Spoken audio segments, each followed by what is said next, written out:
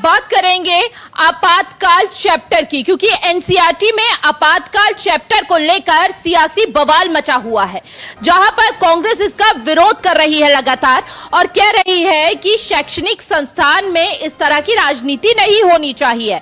NCERT syllabus में आपातकाल chapter शामिल, 9वीं की सिलेबस में आपातकाल चैप्टर शामिल किया गया। प्रमुख चुनौतियों में से एक के तौर पर पेश किया गया है ये चैप्टर। पूर्व की इंदिरा गांधी सरकार पर बड़ा अध्याय यहां पर लिखा गया है। विपक्ष ने बीजेपी पर निशाना भी साधा है।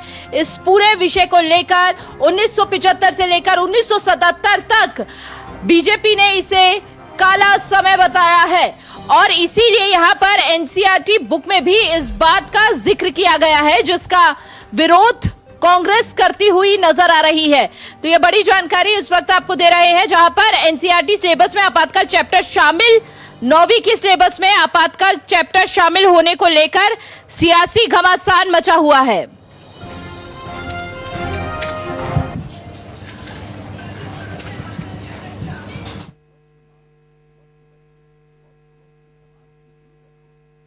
यही बात ना एनसीईआरटी ने सही किया है। इमरजेंसी जैसे काले कारनामे को देश को भविष्य के पीढ़ी जाने, पढ़े, समझे, ऐसे दोबारा स्थिति ना आए, इसलिए एनसीईआरटी ने उसको विषय में लाए। एनसीईआरटी ने अच्छा काम किया। राजनीतिक पार्टी का प्लान भी है ये, ऐसा लगता है जो मूवमेंट चलाने की। देखिए, देश में कुछ लोगों के मन में देश को आगे बढ़ने के लिए कुंठा है। वो तरह तरह की रूप बदल के आते हैं। कोई ए टीम होता है, कोई बी टीम होता है। They are interested only in this type of divisive politics. They are trying to divert the history of India. They are trying to change the curriculum and syllabus for diverting the history of the India. Only one thing, NEET and CBSE examination, there is no responsibility. Dharmendra Pradhan completely failure ho chuka. He agreed today that he already failed in NEET examinations for transparent NEET examination. One side BJP is not able to provide a clear-cut examination for the students of this country. Then they are trying to divide the people in the name of religion or in the name of distorted history. This is not at all acceptable. This is a clear-cut attack on constitution values. We are fighting against that.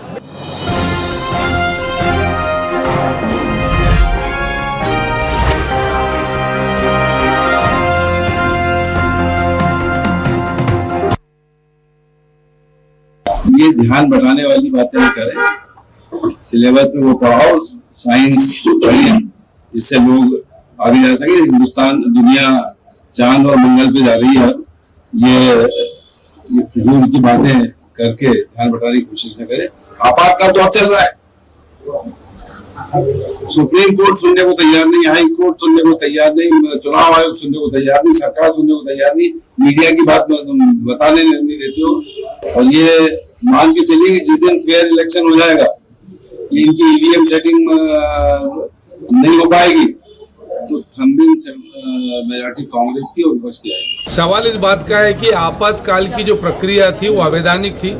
Indira Gandhi ji के चुनाव को high court ने अनैतिक चुनाव आचरण के तहत, अनैतिक चुनाव व्यवहार के तहत अवैध घोषित किया था और हाई कोर्ट के निर्णय पर अवैध घोषित करने पर इंदिरा गांधी जी ने अपनी कुर्सी बचाने के लिए बाबा साहब अम्बेडकर के बनाए संविधान का गला घोटा, लोकतंत्र की हत्या करी, संविधान के संशोधन किए उस समय जिसमें धर्मनिरपेक्षता और तुष्टिकरण की बात उन्होंने धर्मनिष्ठता की आड़ में फिट करी संविधान में, सबको पता है। तो यदि आज की नौजवान पीढ़ी को यदि हम आपातकाल के विषय में बता दें तो आपत्ति क्या है? क्या असत्य है? सत्य है आपातकाल, आपातकाल के अत्याचार सत्य है, आपातकाल की पीड़ा सत्य है, आपातकाल का धोखा षड्यंत्र सत्य है। तो सत्य से यदि हमारी नौजवान पीढ़ी परिचित होती, कांग्रेस को आपत्ति क्या है?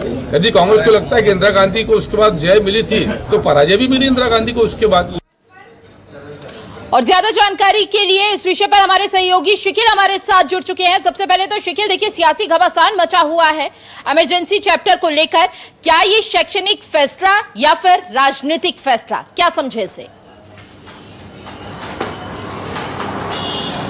देखिए, पहली चीज तो आपने राजनीति की बात कही और राजनीति में एक बात हमेशा याद यहाँ पर रखी जाती है कि मरे हुए लोग और इतिहास को कभी भी मरा हुआ नहीं माना जाता, ये लगातार जिंदा किए जाते हैं और परस्पर इस पर सियासत होती है। और यही एक चैप्टर इस बार के एनसीईआरटी पाठ्यक्रम के 9वीं कक्षा में दिखाई भी दे रहा है। और वहीं अगर शैक्षणिक परिवेश की बात यहाँ पर की जाए तो शैक्षणिक परिवेश में यहाँ पर साफ तौर पर कहा जा रहा है कि देश का जो सत्य है, देश का जो सत्य हुआ है, जो घटनाक्रम हुआ है, आखिर वो लोगों तक क्यों ना पहुंचाया जाए। और इमरजेंसी की यहाँ पर बातचीत की जा रही है। और आज ही का दिन है 25 जून 1975 से लेकर 1977 तक का वो इतिहास है जिसे अब शामिल यहाँ पर किया जा रहा है। दलील इस बात की भी साफ तौर पर दी जा रही है कि जिस प्रकार से ना सिर्फ मीसाबंदी हो बल्कि नसबंदी जैसे भी जो एक कहे जाए कि जिस प्रकार से बीजेपी का एक आरोप यहाँ पर आ रहा है कि जो मनमाना तरीके का एक सत्ता चलाने का तानाशाही रवैया जो इंदिरा गांधी शासनकाल में यहाँ पर रहा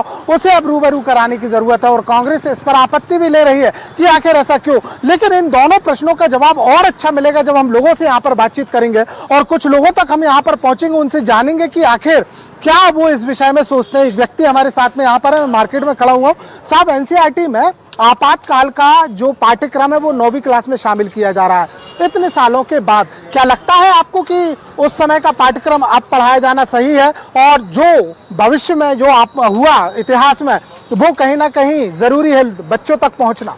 मेरा ये मानना है कि जो पूर्व में हुआ है, संविधान को लेकर जो खिलवाड़ हुआ था, उसको अगर पाठ्यक्रम में शामिल किया जाता है तो ये बहुत उचित इसलिए होगा कि जो भी आने वाली सरकारें हैं उनको कम से कम इस बात का डर रहेगा, इस बात का लोगों को इसका मतलब जो है ज्ञान भी होगा कि क्यों मतलब जो है ये आपातकाल लगाया गया था, संविधान का गला क्यों घोटा गया था, ताकि भविष्य में जो भी शासक रहें इस तरीके के कदम उठाने से बचें और हमारे जो बच्चे हैं और वो भी इस सब चीज़ों से रूबरू हो। तो मैं समझता हूँ जरूरी है, बिल्कुल सही है, जरूरी है। देखिए यहाँ कह रहे हैं कि जो है वो पानी का पानी और दूध का दूध होना चाहिए। आप क्या कहेंगे साहब इस विषय पर? नहीं, ये सही कह रहे हैं, हमारे कटियार साहब सही कह रहे हैं बिल्कुल। वो यानी लगता है आपको कि आपातकाल जो था वो कहीं ना कहीं कुछ इस प्रकार का था कि बच्चों को पढ़ाया जाए कि ये जो है काला इतिहास है?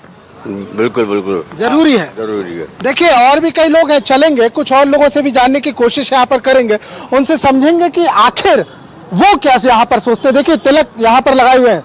सुनिए, एक बात है, आप भी युवा है और आपातकाल को पढ़ाने की बातचीत यहाँ पर कही गई कि आपातकाल को पढ़ाया जाएगा 9वीं कक्षा में।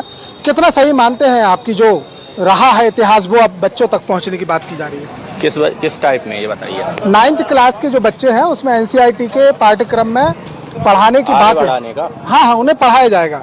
आपातकाल के विषय में जानते हो आप? आपातकाल के विषय में जानते हैं ना। तो वो पढ़ाना सही है बच्चों को? ये ना पढ़ाना, आगे बढ़ाना चाहिए, उन्हें बढ़ाना चाहिए और बताना भी चाहिए, बताना चाहिए, आगे बढ़ावा देना चाहिए। युवाओं का भी यहाँ पर कहना है, हमने 2 वर्गों से यहाँ पर बातचीत की हुई है, तमाम लोग और भी यहाँ पर हैं, उनसे भी चर्चा करने की कोशिश करेंगे, जानेंगे कि आखिर ये सियासत का फैसला है या शैक्षणिक स्तर का। लेकिन इसमें दो मत नहीं है कि जिस प्रकार से हम राष्ट्रीय शिक्षा नीति की बात करते हैं तो इसमें एक कॉज यहाँ पर आता है कि सही इतिहास को सही तरीके से पेश किया जाए और इसे लेकर कई चीजें भी हुई। अगर हम देखते हैं तो मुगलों के इतिहास के संशोधन हमने यहाँ पर देखे, बहुत सारी चीजों को यहाँ पर देखा और अब एनसीईआरटी की जो है वो नई बात यहाँ पर की जा रही है। एक जनाब हमारे साथ में यहाँ पर है, उनसे भी चर्चा किए लेते हैं। साहब, आपातकाल का एक विषय था, अब 9वीं क्लास के बच्चों को पढ़ाने की बात कर रहे हैं।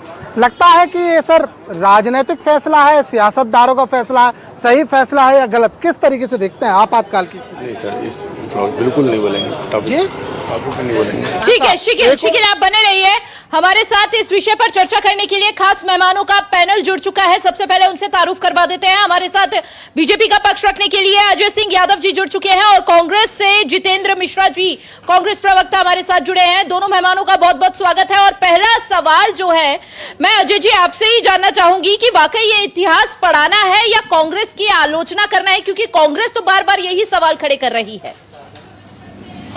देखिए, देश के इतिहास में आपातकाल एक ऐसा काला अध्याय था जहां देश में आजादी खतरे में पड़ गई थी, लोगों के मौलिक अधिकार खतरे में पड़ गए थे और 25 महीने तक देश में हजारों लाखों लोगों को यातनाएं दी गई।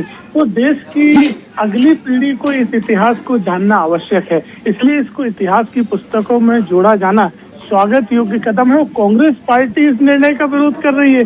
जो मुगल आक्रांताओं को महान बताती रही। जिन मुगल राजाओं के हरम में 5-5 हजार रानियां होती थी, ऐसे लोगों को महान बताने का इतिहास पढ़ाने वाली कांग्रेस पार्टी आज आपातकाल के इस काले अध्याय को क्यों छुपाना चाहती है? कांग्रेस पार्टी के जो कुकर्म है वो भी जनता के सामने होना चाहिए। ये बिल्कुल सही निर्णय है। ये देश के इतिहास का एक तरह से आजादी की दूसरी लड़ाई थी जो कि देश में लोकतंत्र सेनानियों ने जीती थी। ये इतिहास पढ़ाया भी जाना चाहिए और नई पीढ़ी को समझना भी चाहिए। ठीक है, यानी कि आप कह रहे हैं कि ये शैक्षणिक फैसला है, इतिहास जानना युवाओं को बहुत जरूरी है, आने वाली पीढ़ी को इतिहास का पता होना चाहिए। इसका जवाब देने के लिए कांग्रेस प्रवक्ता जितेंद्र मिश्रा जी हमारे साथ लगातार बने हुए हैं, एक बार उनका भी रुख कर लेते हैं। जितेंद्र जी, क्या कांग्रेस मानती है कि 1975 और 77 की इमरजेंसी लोकतंत्र मूल्यों के खिलाफ थी और इसीलिए जो युवा है उन्हें इसे जानना बहुत जरूरी है? लोकतंत्र के इतिहास को पढ़ेंगे, लोकतंत्र को पढ़ेंगे और संविधान को पढ़ेंगे तो आपको समझ में आएगा कि इसमें आपातकाल की परिस्थितियों का जिक्र है। इसको पढ़ाने की जरूरत नहीं है। जो भी भारत के संविधान और भारत के लोकतंत्र को पढ़ेगा वो समझ जाएगा कि इसमें आपातकाल का एक प्रावधान है और संवैधानिक आपातकाल 1975 में लगाया गया था। उसके पीछे अगर हम कारण देखें तो निश्चित तौर पर भारतीय जनता पार्टी से जुड़े लोग जो अब भारतीय जनता पार्टी के रूप में अपने सामने हैं, इन्होंने एक संवैधानिक सरकार को, राष्ट्र की संवैधानिक सरकार की सत्ता को उखाड़ने का काम करने की साजिश की थी, जिसके फलस्वरूप आपातकाल लगाना इस देश की मजबूरी बन गया था। किस तरीके से पटरियां उखाड़ी जाने लगी, किस तरीके से सरकारी संपत्तियों को तोड़ने का काम किया जाने लगा, किस तरीके से संवैधानिक सरकार को उखाड़ने के लिए अराजकता फैलाई जाने लगी।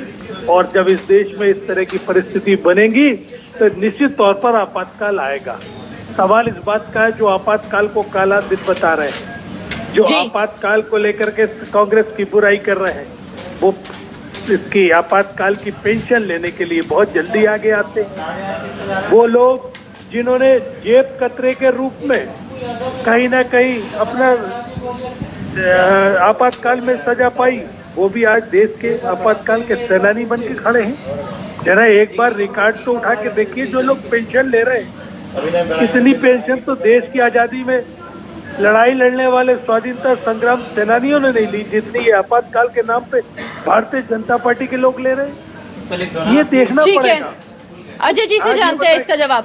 बिल्कुल, आपके सवालों का जवाब जो है अजय जी ही दे पाएंगे। अजय जी, क्या आप मानते हैं एनसीईआरटी में किसी भी राजनीतिक दल का झुकाव नहीं होना चाहिए? स्पष्ट तौर पे इतिहास की देश के इतिहास से जुड़े हुए महत्वपूर्ण अध्याय, कांग्रेस के प्रवक्ता को भी इस पुस्तक को पढ़ना चाहिए। आपातकाल देश में इसलिए लगाया गया था कि इंदिरा गांधी का चुनाव रद्द कर दिया था और उन्होंने इस्तीफा देने की बजाय देश पे आपातकाल थोप दी थी। ये सच आपको स्वीकार करना पड़ेगा। इलाहाबाद हाईकोर्ट ने प्रधानमंत्री का चुनाव रद्द किया था, लेकिन आपने इस्तीफा से बचने के लिए पूरे देश का लोकतंत्र खतरे में डाल दिया था। कांग्रेस पार्टी क्यों भागती है? अगर आपको लगता है कि ये सही किया था तो पढ़ने दे बच्चों को इतिहास, नई पीढ़ी अपने आप इस चीज का। जितेंद्र जी बताइए, अगर इमरजेंसी इतिहास का हिस्सा है तो बच्चों को इसके बारे में जानना जरूरी नहीं है क्या? क्यों आपत्ति जता रहे हैं? मैंने तो ये बताया कि बिल्कुल पढ़ना चाहिए। और पढ़ना क्या चाहिए? जो संविधान पढ़ेंगे उसमें आप ठीक है, तो संविधान कहाँ पढ़ेंगे? किताबों में तो पढ़ा जाता है। संविधान के कहीं और मदरसों में पढ़वाते हो क्या आप लोग? लगा है वो एक संवैधानिक रूप से लगा है। ठीक है, ठीक है, जनता पार्टी ठीक है। पेंशन क्यों ले रही है अगर इसको आपातकाल से? अजय जी, जितेंद्र जी, आप दोनों से माफी के साथ आप दोनों को रोकना चाहूंगी क्योंकि समय की कमी है। बहुत बहुत शुक्रिया आप दोनों मेहमानों का हमारे साथ जुड़ने के लिए और इस विषय पर अपनी अपनी प्रतिक्रिया साझा करने के लिए।